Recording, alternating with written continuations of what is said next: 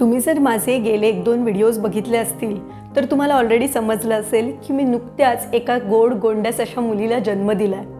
माझ्या प्रेग्नन्सीच्या वेळेस माझं डाएट काय होतं, मी मेंटल हेल्थ छान ठेवण्यासाठी काय केलं, यावर मी व्हिडिओज ऑलरेडी बनवले आहेत। अजूनही या संदर्भातले काही व्हिडिओज तुम्हाला हवे असतील तर तुम्ही मला सांगा, मी ते नक्की बनवेन। पण आजचा विषय थोडासा वेगळा आहे। आपण जेव्हा प्रेग्नन्सी प्लॅन करतो किंवा आपल्या घरात बाळाचा जन्म होतो तेव्हा आपल्या पार्टनरचं संपूर्ण आयुष्य बदलून जातं। मग ह्यासाठी आपण तयार आहोत का, किंवा ह्यासाठी कुठल्या मुद्द्यांचा विचार प्रेग्नन्सी प्लॅन करण्यापूर्वी केला पाहिजे, आपल्या हेल्थ वाईज किंवा आपल्या मेंटल हेल्थ वाईज, आपल्या रिलेशनशिप वाईज, या सगळ्या मुद्द्यांची चर्चा आज आपण करणार आहोत। कारण की आपण बेबी प्लॅन करण्यापूर्वी याचा जर विचार केला तर प्रेग्नन्सी आणि त्याच्या पुढची बाळाची जबाबदारी आणि ही सगळ्या गोष्टी खूप छान प्रकारे पार पडू शकतात। हा माझा स्वतःचा अनुभव आहे आणि म्हणून मला असं वाटलं एक हेल्थ प्रोफेशनल म्हणून आणि तुमच्या सगळ्यांची एक जवळची मैत्रीण म्हणून तुमच्याबरोबर हा अनुभव शेअर करावा।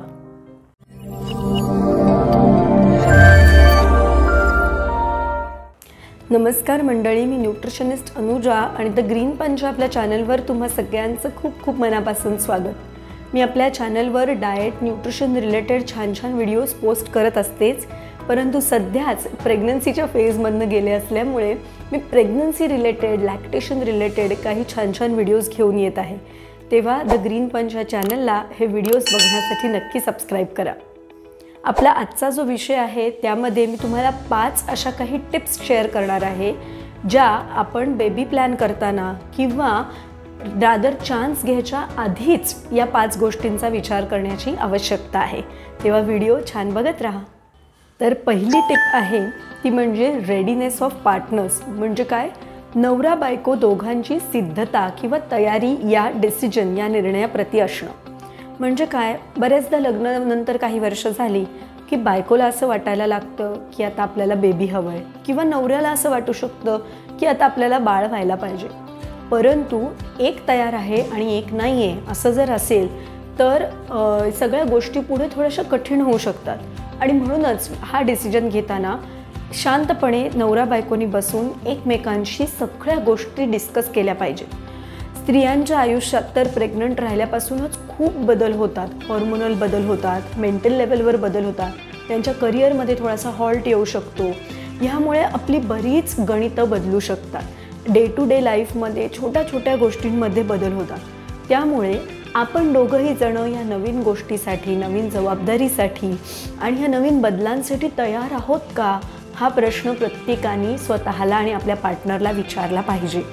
नुसतंच बाळ हवं आहे म्हणून मागे लागणं किंवा एक जण तयार नसताना एकदा प्रेग्नंट राहिलो की होईल सगळं नीट असं म्हणणं ही अत्यंत चुकीची गोष्ट आहे।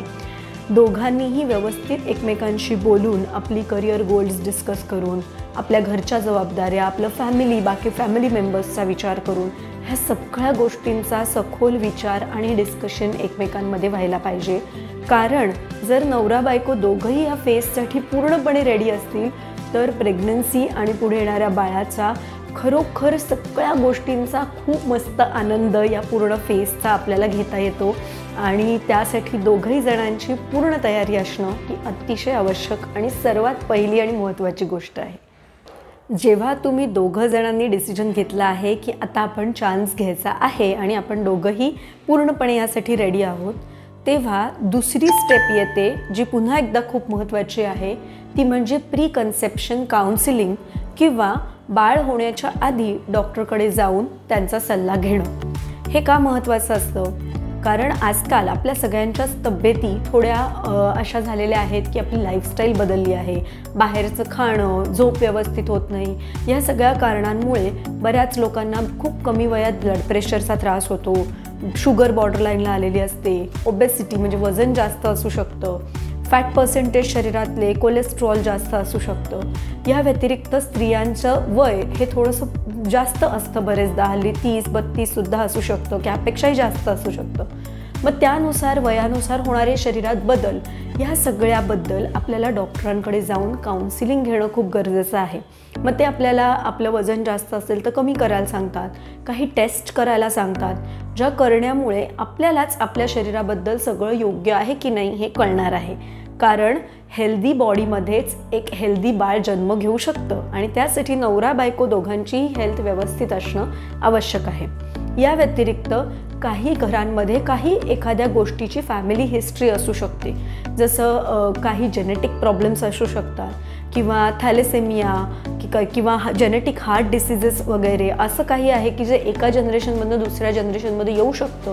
तर ह्या सगळ्या गोष्टींची माहिती तुम्ही तुमच्या डॉक्टरला दिली पाहिजे या पॉईंटला. म्हणजे आजकाल मेडिकल सायन्स खूप पुढे गेलेलं आहे. अशा बऱ्याच टेस्ट चाचण्या आपण बाळ जन्म व्हायच्या आधी किंवा प्रेग्नंट राहिल्यानंतर योग्य वेळी काही त्याच्या वेळा ठरल्या असतात तेव्हा करू शकतो, जेणेकरून ह्या प्रॉब्लेम्स जे काही आपल्या फॅमिलीत आहेत त्याचा त्रास आपल्या बाळाला होणार नाही याची काळजी तुमचे डॉक्टर तुम्हाला घेण्यासाठी मार्गदर्शन करू शकतात. त्यामुळे प्री कन्सेप्शन काउन्सिलिंग हे अतिशय महत्त्वाचं आहे. तुम्ही बेबीसाठी ट्राय करायला लागायच्या आधीच हे काउन्सिलिंग घ्यायला पाहिजे. दुसऱ्या गोष्ट यात ही महत्त्वाची असते की बरेचदा आपण ट्राय करायला सुरुवात केल्यावर 1 महिना झाला, 2 महिने झाले, 3 महिने झाले आणि मग आपण पॅनिक व्हायला लागतो. परंतु जेव्हा आम्ही असं काउन्सिलिंग घेतलं होतं तेव्हा डॉक्टरनी आम्हाला आधीच कल्पना दिली होती की किती वेळ लागू शकतो, 6 महिने, 1 वर्षापर्यंत, काहीही दोघांमध्ये प्रॉब्लेम नसताना सुद्धा 1 वर्षापर्यंत सहजपणे या गोष्टीसाठी कन्सीव्ह होण्यासाठी एखाद्याला वेळ लागू शकतो. त्यापेक्षा जास्त लागला तर काय ट्रीटमेंट्स अवेलेबल आहेत या सगळ्या गोष्टींची कल्पना या काउन्सिलिंगमध्ये एखादे चांगले गायनेकोलॉजिस्ट तुम्हाला नक्की देतील. त्यामुळे शांत मनाने आणि एन्जॉय करत ही या फेजमध्ये एंटर करायचं असेल तर प्री कन्सेप्शन काउन्सिलिंग नक्की घ्या. तिसरी जी टिप आहे ती फिजिकल हेल्थ किंवा आपली शारीरिक आरोग्य चांगलं राहण्याविषयी, ज्याचा थोडासा मुद्दा मी आधीच्या टिपमध्ये पण डिस्कस केला आहे की नवरा बायको दोघांचीही फिजिकल हेल्थ चांगली असणं अतिशय आवश्यक आहे. जर आपल्यामध्ये वजन जास्त आहे किंवा ओबेसिटी आहे, फॅट पर्सेंटेज जास्त आहे तर कन्सीव्ह होण्याचे चान्सेस बऱ्यापैकी कमी होतात. दुसरा काही प्रॉब्लेम नसतो, तुमचं शरीर पूर्णपणे केपेबल आहे, परंतु वजन जास्त असल्यामुळे इनफर्टिलिटीचं प्रमाण वाढू शकतं. आणि म्हणूनच बरेचदा डॉक्टर तुम्हाला सांगतात की तुम्ही हेल्दी लाईफस्टाईल फॉलो करा, डाएट फॉलो करा, एक्सरसाइज करा. 5% फक्त 5% वजन जरी कमी केलं तरीसुद्धा कन्सीव्ह करायला अतिशय इझी जातं. इतकं वजन आटोक्यात असणं महत्त्वाचं आहे. आणि म्हणूनच आत्ता या पॉईंटला जेव्हा तुम्ही विचार करताय चान्स घ्यायचा तेव्हा तुम्ही व्यवस्थित तुमच्या डायटिशियन किंवा न्यूट्रिशनिस्टकडे जा. एक छान हेल्दी असा प्लॅन, स्ट्रिक्ट डाएट करायची यावेळेस गरज नाही, परंतु सगळे फूड ग्रुप्स येतील असा हेल्दी प्लॅन तुमच्या असं दोघांसाठी घ्या.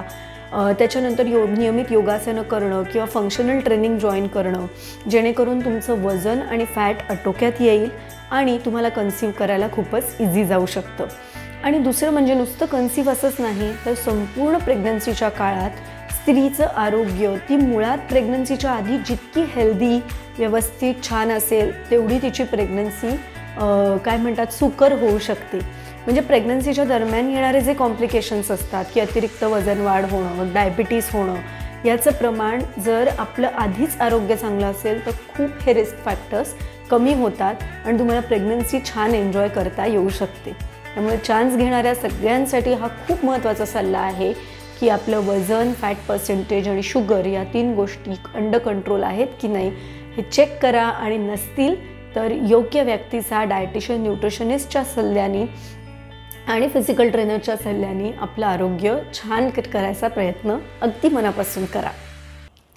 चौथी टिप आहे ती म्हणजे हेल्दी लाईफस्टाईल असणं खूप आवश्यक आहे त्याविषयी. यामध्ये 2-3 गोष्टी फार महत्त्वाच्या आहेत. पहिली गोष्ट म्हणजे नियमित आणि व्यवस्थित झोप घेणं. बरेच रिसर्च असं दाखवतात की आपली झोप जर अनियमित असेल तर त्याचाही आपल्या फर्टिलिटीवर परिणाम होतो आणि मेंटल हेल्थवर म्हणजे मानसिक आरोग्यावर सुद्धा परिणाम होतो.